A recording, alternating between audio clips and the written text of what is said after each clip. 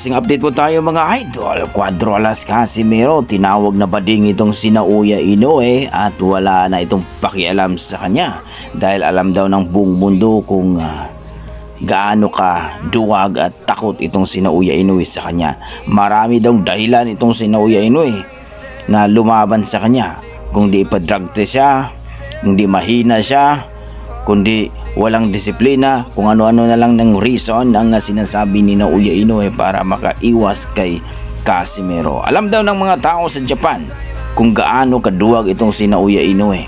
Kung baga mga idol, alam daw ng ating mga boxing fans na talagang matikiulang daw siya ni Casimero. Kung makipagsabayan daw itong si Uya Inoue kay Casimero, magagaya lang daw ito sa mga Hapon na tinalo ni Casimero mga idol. At magagaya lang daw ito ni Luis Neri na kung saan ay talagang pinagapang ng 4 na beses sa isang round. So alam naman natin mga idol na itong si Casimero ang totoong monster, hindi si Uya Inoue. No?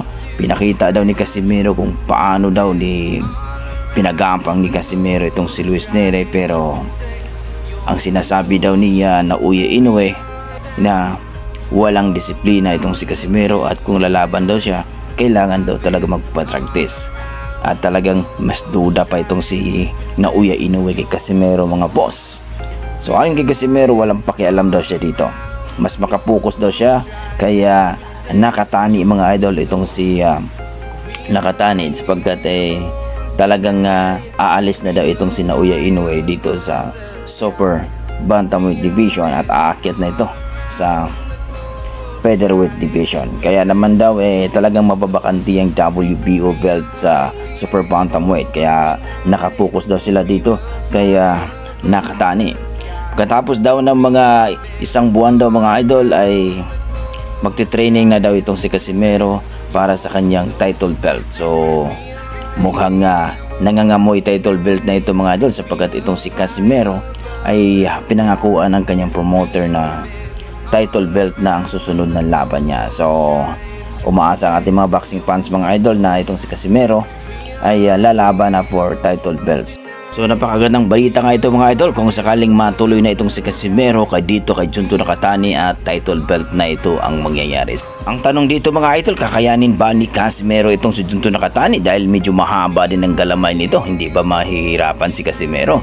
Pero para sa akin mga idol, TKO lang din ang abutin ni Junto Nakatani dito. Alam naman natin si Casimero talagang medyo ma-pressure at talagang halimaw talaga pagdating sa lona mga idol.